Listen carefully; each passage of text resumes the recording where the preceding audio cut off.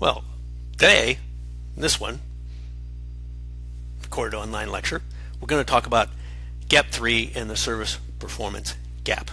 This is the introduction to the gap itself. So remember, going back to the gaps, they start with the fact that there is a gap between expectations and perceptions. So we've looked at the issue of not understanding the customer in Gap 1. We've looked at the issue of not putting the right standards together in Gap 2. In Gap 3, what's happened is we've got the delivery systems in place. We understand what the customer wants, but now we've got a gap with how we're dealing with the employee who's going to deliver it. So we have the standards in place, we know that they're right, but now we got to make sure that they're delivered correctly. So this is where the Gap 3 comes into place, and there are a lot of factors here. Could be in our human resource policies, the recruitment. We'll talk about role ambiguity and so on. Could be matching supply and demand in terms of the peaks and valleys, if you will. That's the discussion we've had in the managing demand aspect of things. Not fulfilling the roles, the customers not being able to perform properly in terms of what they're expected to do. We'll talk more about that next week. And then the problems with service intermediaries and how we deal with that. Those are the things that we're dealing with here in terms of Gap 3. So in the service performance gap, we're going to talk about role ambiguity, role conflict, employee job fit, supervisor control in this particular session. It will also talk about lack of empowerment and teamwork next week in another session. So providing role clarity. Okay, that's what we have to do. We have to make sure that we get the right technical training done. We have to make sure that we have the right interpersonal skills. We have to teach the employees about the customers. We have to eliminate any role conflict. I'll talk more about that. And we have to improve the technology fit. We have to put a right measurement and performance systems in place, compensate them properly, and so on. Empower and build teams. Now, this is an important diagram, and I want to spend a few minutes to concentrate on it because it's important here. So in the inner circle here, what we have is the 4 areas of hiring the right people first, developing people to deliver the service quality, providing the needed support systems, and then retaining the best people. These are the 4 key areas of strategy. So within hiring the right people, what do we need to do? We need to compete for the best people. How do we do that? How do we compete for the best people? How do we make sure that we get the right people in the process? Some companies might give you a behavioral test. They might give you some type of a personality test so that they can see whether they've got the right people in place to do the best job. Okay? They might want to go after the best people by coming to a place like Indran, right? To recruit the best people here. We hire for service competencies and service inclination. And I should say, based on what I said a few minutes ago, that really fits more in this hire for the service competencies. We're looking at those competencies to make sure that you have them. You might also look at somebody's past experience on the job. And then become a preferred employer. Now think about this. How do you become a preferred employer? When you look at the companies that you're thinking about going to work for when you graduate, which ones come to mind? What did they do? Think about that. It's what the things you can discuss. In developing people to deliver the service, we train them for technical interactive skills, right? To make sure that they do the right interactions so that they give the right eye contact, that they address people with a smile, that they do the things they're supposed to. We empower the employees. We'll talk more about empowerment. And we promote teamwork. All those kind of things help develop people in service quality. In providing the needed support system, we measure internal service quality. Okay, we'll talk a little bit about that and how companies actually go through that and what they do to measure that in terms of effectiveness. Actually, we've already talked about it to some extent with regards to what Ritz-Carlton and others do to manage that. We provide the supportive technology and equipment that they need. That can be a challenge in our industry. We're not necessarily, haven't been in the past, that focused on technical aspect. Maybe you can come up with some new ideas in your project for that.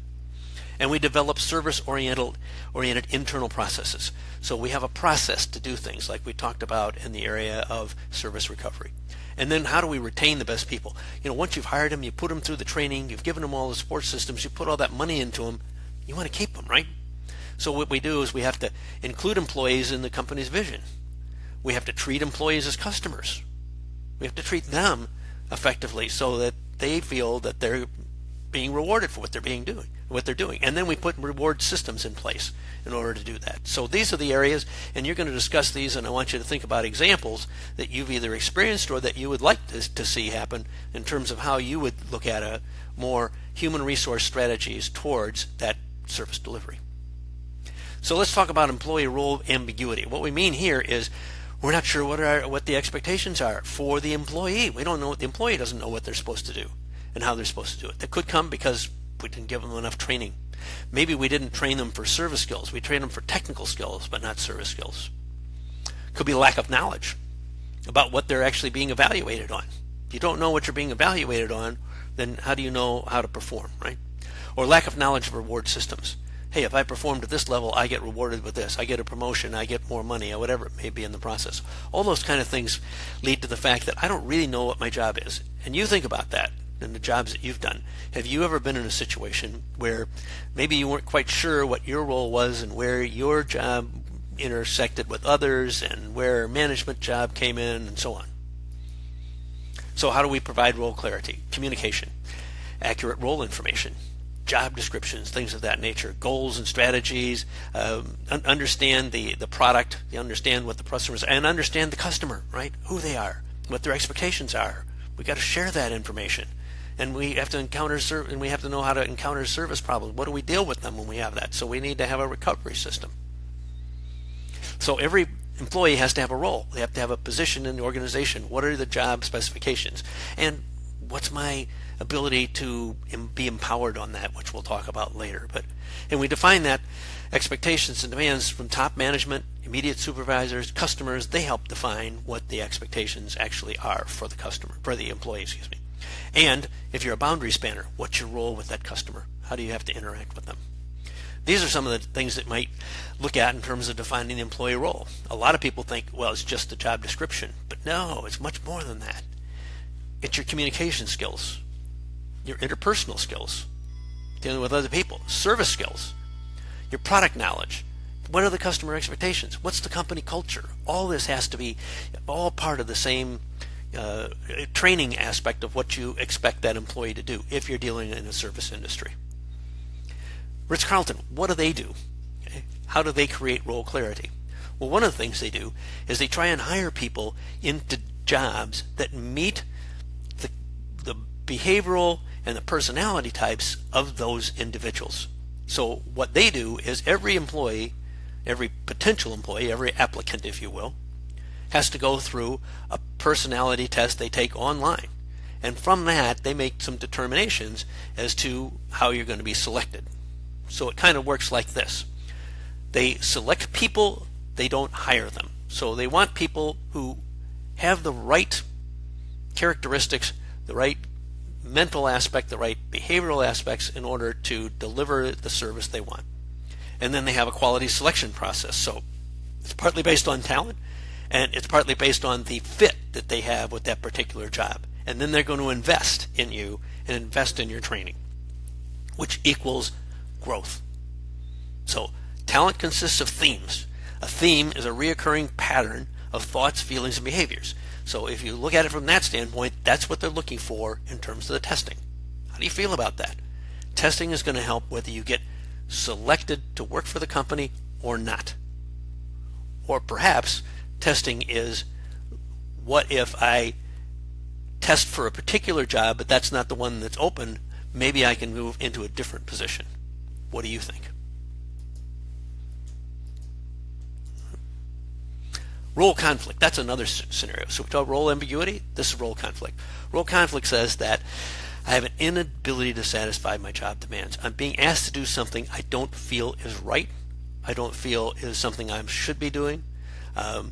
Service versus sales priorities. So maybe back to the managing demand aspect of it, you're being asked to upsell something in a restaurant or in a hotel that you don't think is worth the price.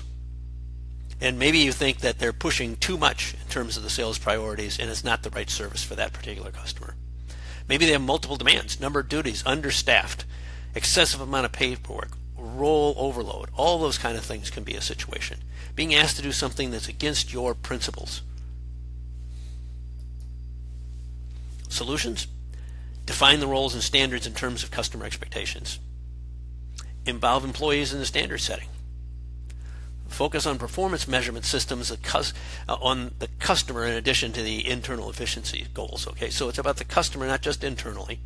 And you train priority in a priority, right? Compensation tied to delivery of service. You give breaks, varied work tasks, keep people fresh on the job, and so they don't feel like they're being told to do something in the process. You don't want to tell an employee to lie for you. For example, the hotel is sold out and you have to give the person another alternative accommodation, what we call a walk. You have to be honest about it. They're going to say, well, I'm sure you've got a room someplace. No, we don't. If that's really the case, then you make sure that you're honest about that. This is a key issue, I think, probably one of the most important ones. Poor employee to job fit. Poor technology to job fit. Let's talk about the poor employee to job fit. I had a human resource director who used to speak to my classes in San Francisco at one time when I was teaching human resources. And he used to say that there is no such thing as a bad employee. There's just a bad employee to job fit. They may be great someplace else, but they're not good in the scenario that you have. And poor technology to job fit, maybe we don't have enough equipment for them, or maybe we have too sophisticated equipment for them.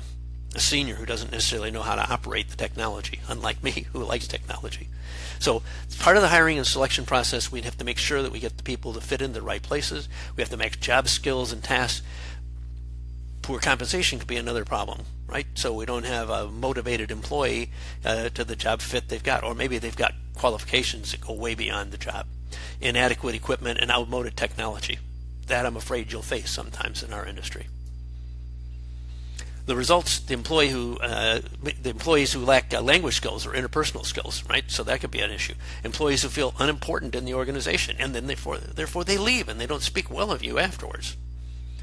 So if you're looking to do a good employee to job fit, how would you go about doing it? Now, I won't answer this question for you. You can deal with this, but the Ritz-Carlton quality system we talked about, multiple employees interviewed for every job, trusting your instincts in an interview, hiring people with previous experience, having many people in your organization interview the candidate. All these are possible options. What do you think is going to be the best? And here are your discussion questions for this section. I look forward to hearing more about you or what you come up with those as well. Thank you. This ends another lecture.